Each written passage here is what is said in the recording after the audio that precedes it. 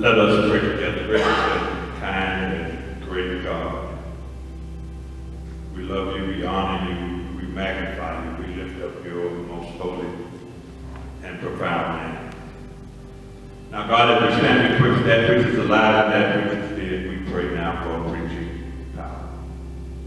Move in this place as only you can. We'll be mindful to give you glory, honor, and praise. In Jesus' name we pray. Amen. Amen. If you would, turn with me to Psalms 139. Psalms 139. We'll begin to read at verse number 7. Is there any place I can go to avoid your spirit, to be out of your sight? If I climb to the high sky, you're there. If I go on the ground, you're there. If I flee on morning wings to the far western horizon, you'll find me in a minute. You're already there waiting. Then I said to myself, oh, he even sees me in the dark. At night I'm immersed in the light. It's a fact. Darkness isn't dark to you. Night and day, darkness and light, they're all the same to you. Oh yes, you shaped me first inside, then out. You formed me in my mother's womb. Thank you, high God, you're breathtaking, body and soul. I am marvelously made.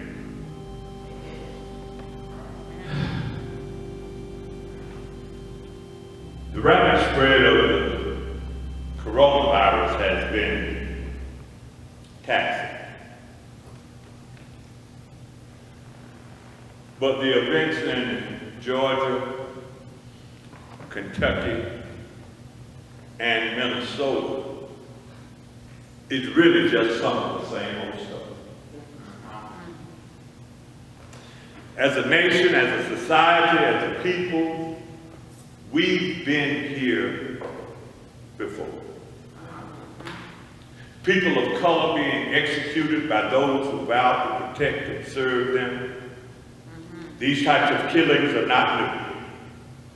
Black men have been killed without consequence ever since they set foot on this continent. Robert Louis Stevenson wrote a classic novel, The Strange Case of Dr. Jekyll and Mr. Hyde. It was made into a cinema blockbuster and then into a TV movie. The plot is simple. Dr. Jekyll is an upright citizen, a respected doctor of good moral character, but he embarks on a journey that leaves him with a split personality. Dr. Jekyll discovers a formula that transforms him into a villain named Edward Hyde. So he has the Dr. Jekyll side of himself and the Mr. Hyde side of himself. Mr. Hyde has in his character everything that is undignified, evil, vile, wicked, and selfish.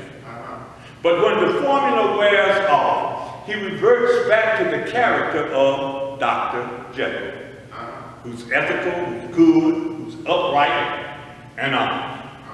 The struggle comes when he has to choose between whether he's going to be Dr. Jekyll or Mr. Hyde. Mr. Hyde is a killer, and Dr. Jekyll says, I've got to leave this killer portion alone. But time after time, Dr. Jekyll is pulled back, and he becomes this uncontrollable monster by the name of Mr. Hyde. My brothers and sisters, while I know that this is a classic novel with its setting in another country a long time ago, if you look back over the past few years, there seems to be a Dr. Jekyll and a Mr. Hyde loose in our society. Yeah. Mr. Hyde murdered Trayvon Martin in Florida, and Dr. Jekyll took to the streets, protested with us, and swore off the sinful concoction of racism. But Mr. Hyde returned and murdered Michael Brown in Missouri. And Dr. Jekyll took to the streets, protested with us, and But again, Mr. Hyde returned and choked Eric Garner to death in New York City. And again, Dr. Jekyll took to the streets, protested with us, and swore off the evil elixir of racism. But Mr. Hyde came back and gunned down Tamara Rice in Ohio. And yet again, Dr. Jekyll took to the streets, protested with us, and promised to change his racist behavior. But again, Mr. Hyde showed up, this time in South Carolina, and murdered Walter Scott. And you can't guess it, Dr. Jekyll took to the streets, protested with us, and swore off his evil and immoral racist group of racism. And this time, Mr. Hyde must have taken a double portion of his toxic tonic, because he hunted down Ahmaud Arbery in Georgia and killed him, and wrestled George Brown to the ground in Minnesota, put his knee on his neck, and squeezed the life out of him. And this week, Dr. Jekyll took to the streets with us, protested in the middle of a pandemic, and swore off racism yet again. My brothers and sisters, the Dr. Jekylls of our society know what they're supposed to do.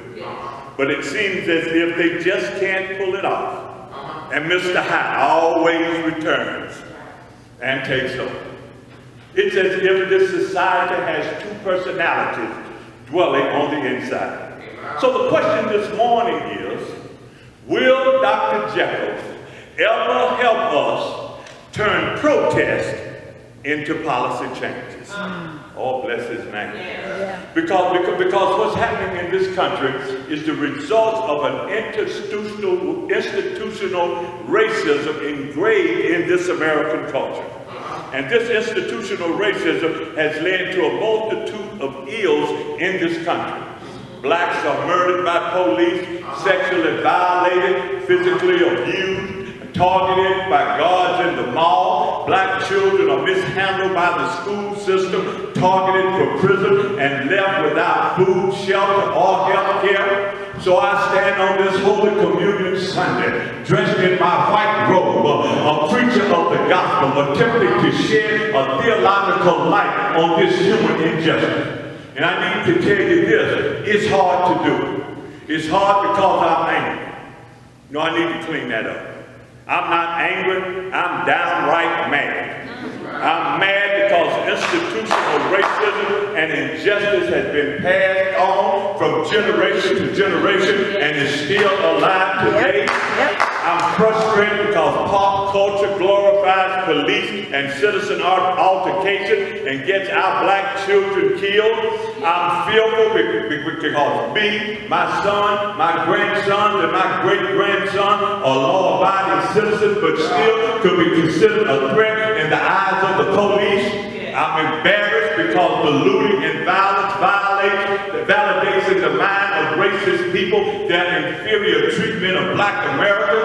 I'm sad because young lives are being lost. I'm sympathetic because mothers and husbands and families are losing their loved ones. But as mad as I am, frustrated as I am, fearful, embarrassed, and as sad as I am, I'm a preacher. So I realize that the careless concern of black life is not a skin problem, but a sin problem. Oh, yes it is. Sin, that's what makes people rebel against authority. Sin is why people are racist and prejudiced. Sin is why people abuse their authority. Sin is why people lie to cover up their ill actions. And the reason why people don't realize that Black Lives Matter is because of sin. So I have come here on this Holy Communion Sunday to tell whoever will listen up that I matter, and my son matters, and my grandson matters, and my great-grandson matters, and my uncles, and my nephews, and my cousins, they all matter. And I'm here to tell the Dr. Jekyll and Mr. Hyde that Black Lives Matter.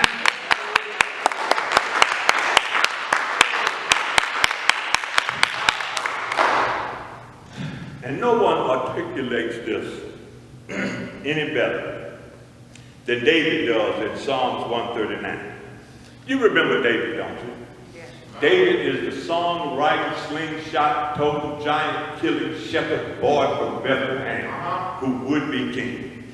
David is no stranger to prejudice, inferior treatment, or being targeted. David knew about difficult times. He struggled with sin and pride himself. He had children out of wedlock and affairs with married women. His children got in trouble and did unspeakable things to each other.